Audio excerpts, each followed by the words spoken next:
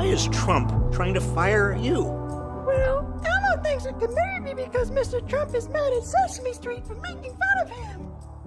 I'm Donald Trump. But trying to cancel Sesame Street, which has helped children learn to read and count for over half a century, is part of a larger plan. Trump is waging a war on the American mind. Throughout history, tyrants have understood that their major enemy is an educated public. And Trump, like past authoritarians, wants to control not just what we do, but also how we think. He knows that an uninformed public is easier to divide and conquer. There are 5 facets to the authoritarian attack on our minds. Number 1, rewrite history. Trump and his MAGA cronies are making schools whitewash slavery and segregation, cover up the genocide of Native Americans, and erase the LGBTQ rights movement. Authoritarians know that if they can convince us our country has never been wrong, they can make us believe our ruler is always right. If they can make us forget how brave activists fought for change in the past, they can stop us from seeking change in the future. Rewriting history goes hand in hand with the next facet of the attack on our minds. Number 2, gut education. As Trump tries to abolish the Department of Education, he's also proposing to cut funding for K-12 public schools and to force universities to give him influence over student admissions, faculty hiring, and what's taught. We can't have a functioning democracy if people cannot deliberate critically about it. That's why authoritarians replace education with indoctrination. Children will be taught to love America. Children will be taught to be patriots. Instead of teaching students to think for themselves, authoritarians seek to instill blind allegiance and to suppress dissent. Number 3, dismantle science. By freezing university research grants and attacking the National Institutes of Health, the National Science Foundation, and USAID, Trump is stifling medical and scientific research. And his cuts to the Centers for Disease Control and the Food and Drug Administration put all of us at risk. All of this moves us further from cures for cancer, Alzheimer's, and HIV. This could seem baffling if you don't recognize it as part of a larger strategy, because science acknowledges objective facts. Authoritarians insist that the ruler is more powerful than the facts. Another way to attack facts? Number 4, suppress the media. From suing ABC and CBS over their news coverage, to threatening to strip network broadcast licenses, to defunding PBS and NPR, Trump is trying to silence major news sources. He wants control over what information Americans can or cannot get. A free press exists to question authority and help the public question it as well. Which brings us to number 5, attack the arts. The arts exist to provoke us, challenge our thinking, and help us see beyond ourselves. They're an important and independent aspect of an educated society, which is why authoritarians have historically attacked the arts. So it's no surprise that Trump is canceling grants from the National Endowment for the Arts, dictating what's displayed at the Smithsonian, and has installed himself as the chair of the Kennedy Center for the Performing Arts. To limit art is to limit free speech and expression. It's a crucial step that authoritarians use to silence anyone who dissents through creativity. Added up, these 5 facets of Trump's attack on the American mind render us less informed, less inspired, and easier to control. This attack on our minds reduces our capacity for self-government because ignorance is the handmaiden of tyranny. Please help spread the truth by sharing this video.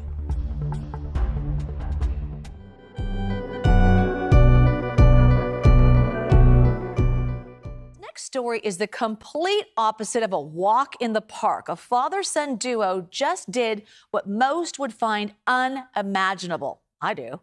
They rowed a boat from the Bay Area all the way to Hawaii's Big Island. It took them almost 7 weeks, but they finally docked in Hilo Bay on Sunday. They completed the journey to raise money for veterans dealing with PTSD and traumatic brain injuries. Our Ann Makovic spoke with the pair today about their incredible adventure. This father and son launched their rowboat from Sausalito on June 3rd as 18-year-old Harrison rowed under the Golden Gate for his first open ocean journey. But the optimism didn't last. Yeah, did you ever think, Harrison, I made a mistake here? Yes, day two, instantly. While it was his first trip like this, his dad's been on several, even crossing the Atlantic. And they had set off on their 24-foot boat with a certain notion. We knew it was going to be overcast and rainy and rough seas in the first part, but then it would be just great, and we'd essentially just surf on into Hawaii. We never got any of that. Still grey and overcast. So this constant, tomorrow will be better. And then it never really was. They marked their route as they traveled through storms, got awfully close to some huge container ships, and dealt with several technical difficulties. All of a sudden, it lost its course, went crazy. And then by the time I got into the cabin, there was the smell of smoke. That's a device that helps make sure the boat keeps going west. And while they had a spare, it was clear this wasn't going to be smooth sailing. But that's kind of the point. This is a fundraiser sparked by a tragedy that Dad Tim, a former member of the UK Special Forces, saw firsthand in 2016. I reconnected with an old military buddy of mine and hadn't seen or spoken to him for probably 20 plus years. And then about 6 weeks later found that he had died by suicide. They named their boat the Kraken in support of vets that need help conquering their own personal demons. Tim even toasted to his friend along the way. And here's to you, Marcus. They rowed the boat around the clock for 7 weeks in 2-hour shifts for more than 2,400 nautical miles, eating freeze-dried food and desalinating water as they go. How did the bathroom thing work? That's fairly simple. It's just basically bucket and chuck it. And as they made their final push toward the Big Island this weekend, they were greeted with word that they had made history. Harrison as the youngest person to make the trip and the first father-son duo, now getting back to life on land. And we're still wobbling around. You've got to be careful when you turn a corner too sharp, because you'll bounce off a wall. Hopefully in a few more days' time, we'll be back to semi-normal. Oh, that is fantastic. The Ocean Rowing Society is expected to confirm the official crossing time, and then the pair will officially make it into the history books.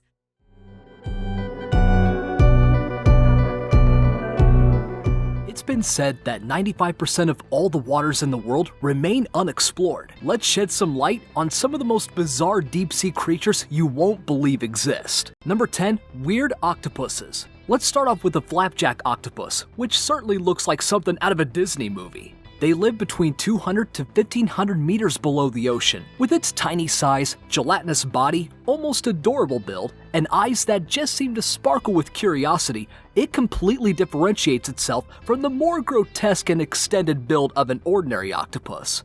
Number 9, anglerfish, which gets its name from its unusual hunting method, which involves luring prey close to its mouth using that weird luminescent appendage coming out of its head. Apart from that, it has a very unusual mating process. Similar to humans, male anglerfish spend their lives finding a single female through pheromones she releases. Once found, he bites onto the female and fuses onto her. Like a parasite, he gets his nutrients from her knee to survive and is practically an on-demand testicle, ready to reproduce when the female needs sperm. Number 8, pelican flounder. The main challenge for any deep-sea organism is not actually the absence of light, but the crushing pressure levels. For the pelican flounder, the solution is simple. It makes itself as flat and flexible as biologically possible. The result becomes an amalgam of the nightmarish anglerfish and the quirkiness of your average flounder. Number 7, giant isopods and amphipods. Sure, ancient trilobites and modern horseshoe crabs may look cute and all, but out on the deep sea floor, there are creepy crawlies that could take you millions of years back into the age of the giant insects. Just take a close look at this giant isopod. Closer, even closer. Its extraterrestrial form and size will constantly make you wonder if it's actually some sort of mutated lice. Don't worry, it's not going to jump on your face. They're actually more of a scavenger than an active hunter. They also typically thrive in colder, deeper environments, which is why they're technically absent in most temperate deep regions of the world. Number 6. Spider crabs. Speaking of crustaceans, crabs are also subjected to the same freakish transformations when the deep sea is taken into account. Japanese spider crabs, for example, don't just hold the record for the longest-legged crab, but they are also literally the longest-legged arthropods ever. They can grow up to around 5 meters long. Although their body is relatively small, its main body can still grow a bit larger than the average human head. Number 5. Colossal squid. If there's one persisting legend that turns out to be true of the deep, it's that the deep sea is home to fantastic creatures that exhibit monstrous proportions. And one of the most gigantic creatures we know of that lives down there is the colossal squid. The colossal squid is a gigantic cephalopod that is easily more than twice the size of a regular human. Occasionally caught in the southern seas of the Antarctic, we've never seen one in its natural habitat, as we've only known about them because they're sometimes caught by fishing rigs. It may not be capable of capsizing ships, but it's still the largest known invertebrate in the world. Number 4. Harp sponge. The harp sponge looks just like its name suggests, an unassuming harmless piece of underwater living sponge shaped like a harp. Whereas most inert deep-sea creatures feed off of filtered marine matter, this one actively seeks a more scrumptious feast by snagging its victim with its Velcro-like hooks. With its meal unable to escape, it then completely envelops its prey and digests it.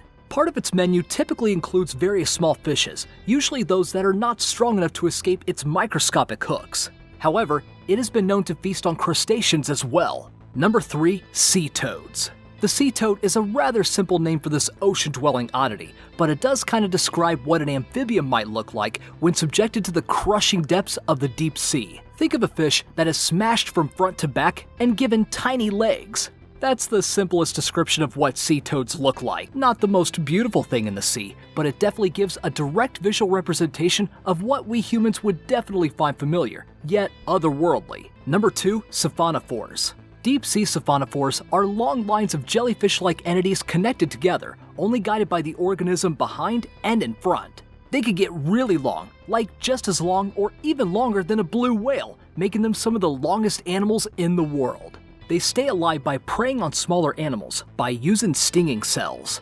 Though some types of siphonophores exhibit a simpler long and slender creature configuration, other types can have even wackier physical configurations. Number 1. Gulper eels. If there's one thing in the deep that is the literal stuff of nightmares, it would definitely have to be the gulper eel. Its name alone conjures a disturbing image to those who hear it, and complete dread to those who can witness its full existence. Its huge mouth, which is definitely its most defining trait, is capable of extending and snapping, like a snake. This allows it to munch and dine on stuff that a creature of its size would not normally be able to swallow. Combine this with its very slender body and whip-like tail, and its capability of easily bending into the depths of darkness, and this makes it even more terrifying than the already monstrous anglerfish. Which creature did you think was the most bizarre? Thanks for watching.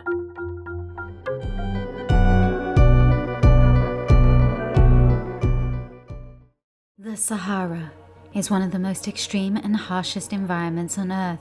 Its size makes it the largest hot desert in the world, spanning across 11 million kilometers squared. On the edge of the Sahara, in southwestern Morocco, the Anti-Atlas Mountains receive less than 5.2 inches of rainfall a year, barely 10% of the global average, which makes this one of the driest places in Morocco and is prone to severe droughts. In this region, 60% of people do not have running water in their homes, and the water may not be safe for drinking. The lack of water and severe droughts have made farming unpredictable.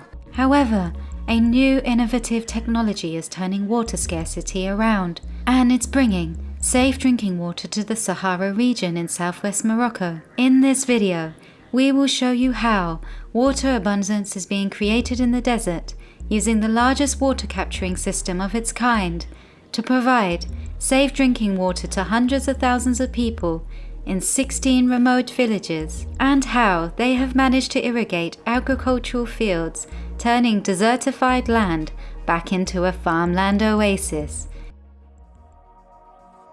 Southwestern Morocco is a hotspot for endemic biodiversity due to its unique climate. This region naturally borders the Atlantic Ocean, which brings a cold front of wind and fog. However, since this area is in the transitional zone of the Sahara Desert, it gets extremely dry and arid in the summer, and over the last decades has seen a reduction in rainfall.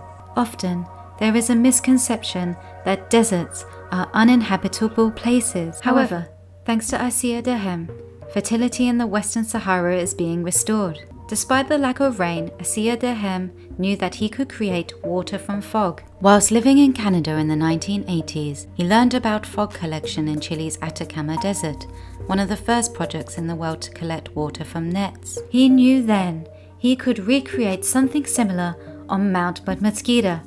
However, it would have to be using slightly new technology that could withstand the strong winds of 100 kilometers per hour that come off the Atlantic Oceans. So he collaborated with the German water foundation known as Wasserstiftung and created a new innovative technology known as Aqualonis, which is a system of water collection fog nets with rubber expanders to reduce the impact of wind forces of up to 120 kilometers per hour. And they have flexible trails which follow the movement of the net in the wind. They also have a spacier 3D knitted fabric, which has a larger surface area for producing higher water yields compared to flat woven mesh fabrics. Over the last 10 years, the project has been expanding, and now 15 Aqualonis systems have been installed, which makes this project the world's largest collector park with 1,682 square meters of mesh space. And now 16 villages and a school in the valleys around the Aqualonis site have been provided with drinking water.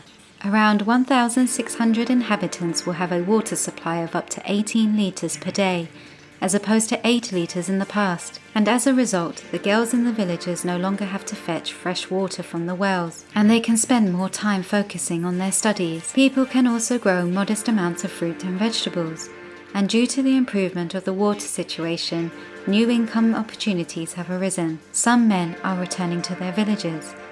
There is a possibility this project may be expanded onto the coast, where there is 3 times as much fog compared to Mount Mosquito. So it's an option that's definitely worth exploring, and for other countries who have similar climates across the world.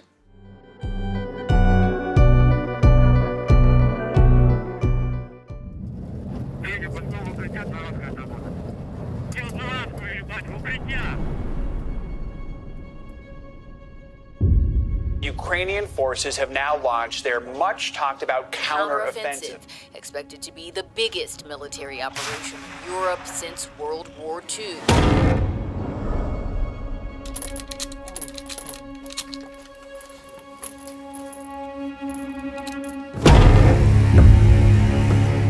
Зараз дамо вліво 100 метрів. Плюс-плюс, Федя.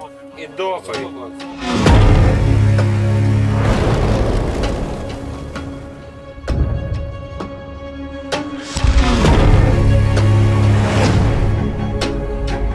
Просуваемся, пацаны, просуваемся!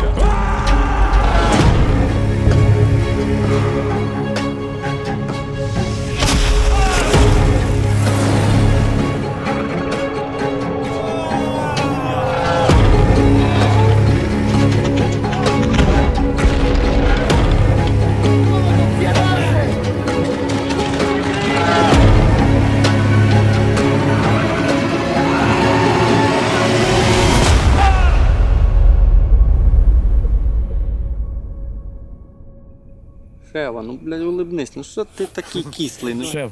улибайся, улибаємося, ма. Якщо ця війна буде до кінця нашого життя.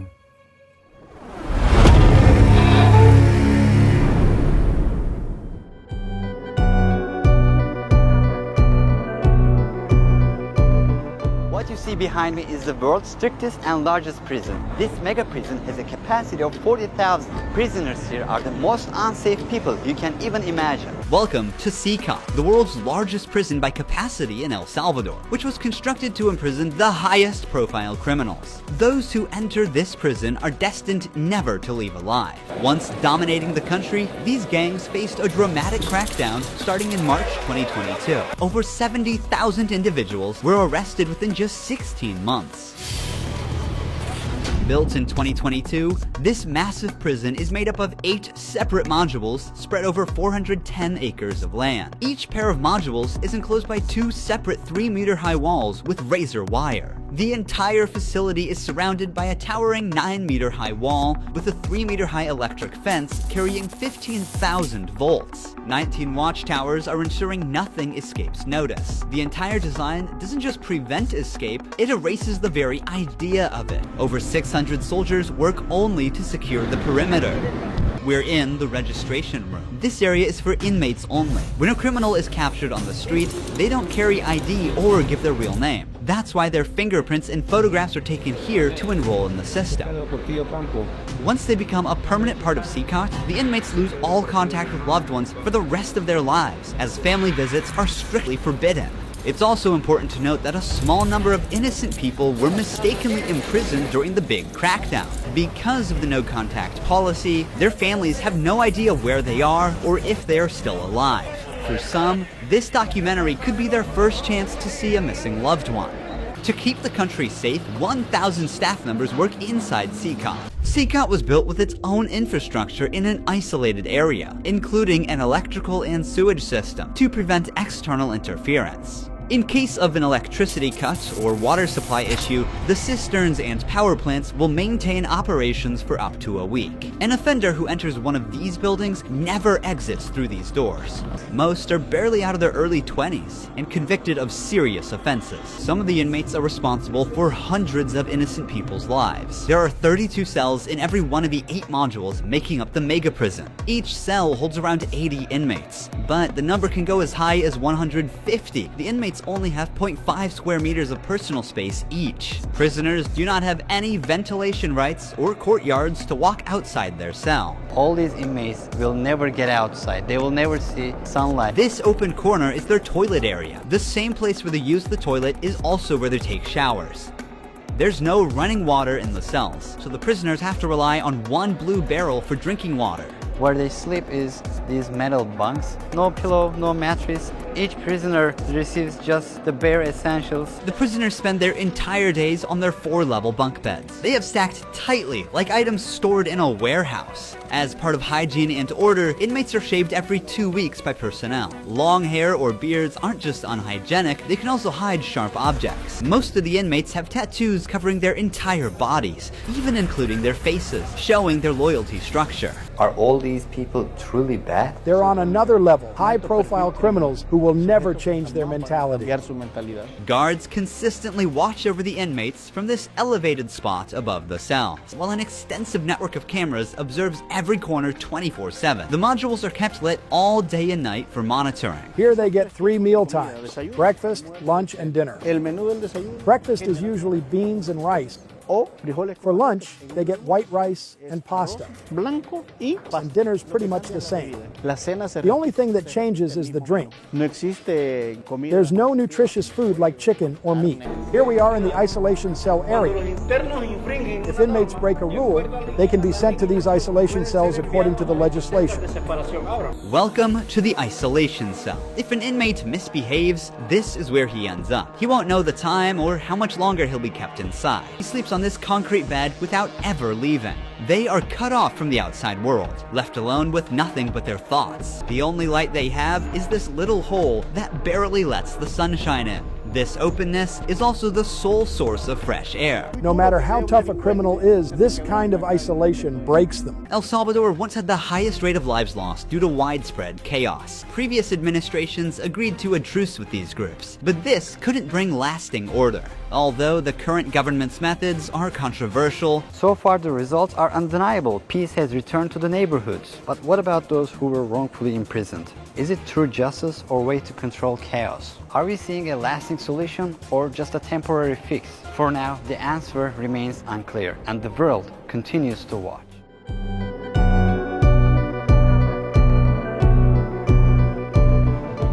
We end tonight with an artist who's happy to see his work washed away. In tonight's Weekend Journal, CBS's Itai Hot in San Francisco shows us the creations are in a race against time and the tide. It's not unusual for an artist to step out of the studio and head to the beach for inspiration. But Andres Amador never heads back, because for him, the beach is the studio. It's a huge, enormous canvas. While most artists hope to make something that lasts forever, Amador spends his days creating masterpieces he knows will be gone by lunch. I can create an artwork, it gets washed away, I can come back the next day and do another one. He calls them Earthscapes, massive designs as wide as football fields, visible only from above, and only until the tide clocks in. For the last 2 decades, his art has stretched from New Zealand to South Africa to Ireland. But he doesn't always do it alone. He'll post a time and a place. When people show up, he'll hand them a rake and a theme. Today, the theme is What Brings You Joy. For Irma Perez, a former teacher, it means letting go. I'm not an artist, but I can come and create something and release it. For most people, joy looked like a sun or a musical note. As for me... What has your spirit feeling joyful? Joyful, yeah. Pasta? Yeah. Hey, okay. Oh, I love it. Maybe something like this. After planning out the noodles and the sauce, we started raking. The results? Slightly undercooked. Before the ocean wipes it clean, it looks like an Etch-a-Sketch on a massive scale, scratched into the shoreline, erased with the turn of a tide. People keep coming back. And even more important, they leave thanking me for what a deep impression. Itai Had, CBS News, San Francisco.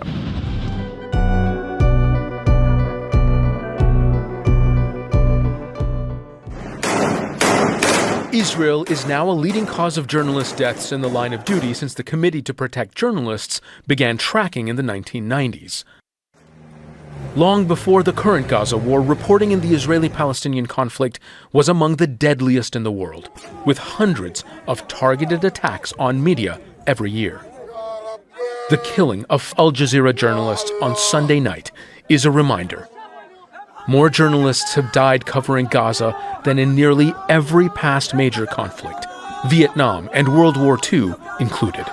More than 230 journalists, men and women, have been killed since the beginning of the war on Gaza in the largest massacre committed against the international press. The international community needs to protect Palestinian journalists.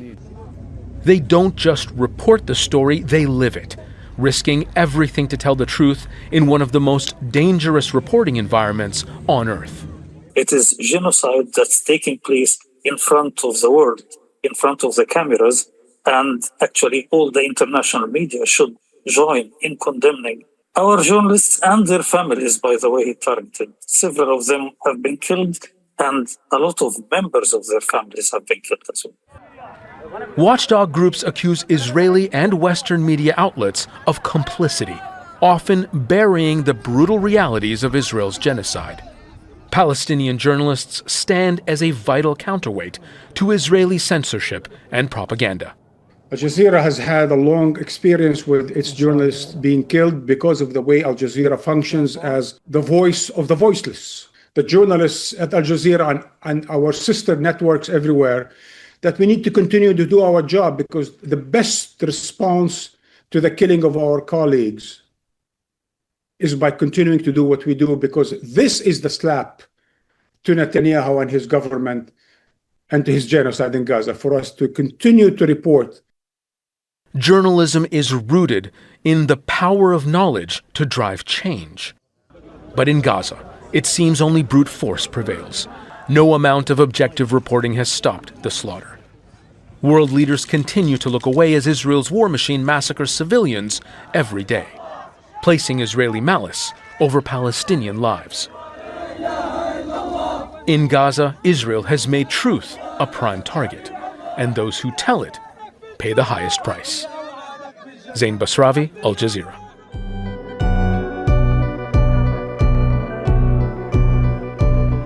There's something I'd like to talk to you about today, something that's been circulating on the internet that's become a bit of a problem. Take a look at this. Scientists believe they may have finally found a natural way to not only fight, but potentially reverse the devastating effects of the disease. The most surprising part? The key isn't some new drug. It all comes down to a simple honey recipe and a powerful traditional Indian root developed by Dr. Sanjay Gupta himself. I want to say that this is truly a landmark in modern medicine, and I am honored to be a part of it. Today, new hope is born. In fact, I'd call it a new certainty. Now here's the thing. That's not me. That's a fake. We all want to come up with new ways to try and treat Alzheimer's, maybe even cure it. But that's not what this is. This is a total scam. And it's basically designed to try and take your money. Now, a couple things I just want you to keep in mind as you look at videos like this. If something is too good to be true, it's probably not true. That's something that my mother taught me. Your mom probably taught you that as well. Also, when you look at these videos, if it doesn't look natural, there's something that seems off about the audio or the pictures, it's probably AI generated. So be really aware of that. If you see something like this that piques your interest, see if you can find evidence of it on other sources as well. And if I find something that's as provocative and interesting and a breakthrough like this, I'm certainly going to be talking about it in places that you can easily find, not on some shady social media site. So buyer beware, that's a scam. Please don't fall prey.